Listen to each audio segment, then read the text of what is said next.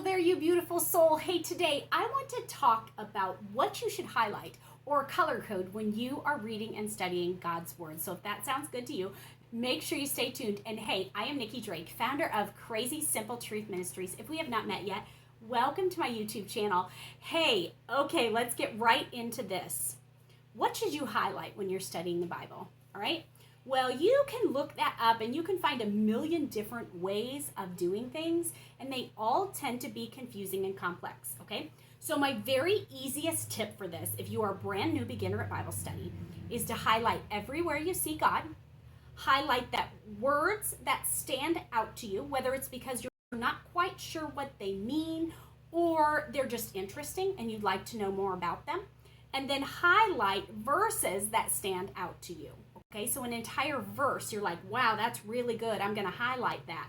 3 things if you're a brand new beginner. If you are not, I like to look for everywhere that God's mentioned, all right, because the ultimate goal of Bible study is to learn more about Him, to become closer to Him, become more like Christ, okay? So you want to find God first, everything mentioned about God in one color, okay? The next thing I like to do is I like to look for commands. So things that are being said that I need to live by, that the people that the book was written to needed to live by, because that was in the past. And I like to look for promises. So if a promise by God is made, it's not made directly to me. Obviously, it's made to the original audience, whatever book you are studying.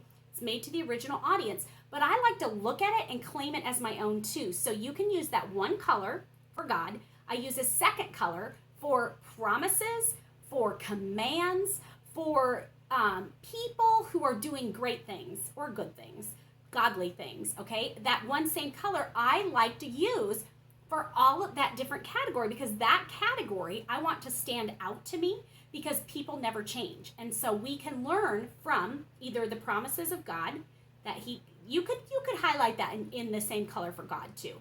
But I like to do that. If it's not mentioning Him directly, like saying His name, I like to do it with the one color. So promises, commands, and people that we want to emulate, all in one color. Okay, so you've got God, and then positive connotations is what I like to say it is, okay?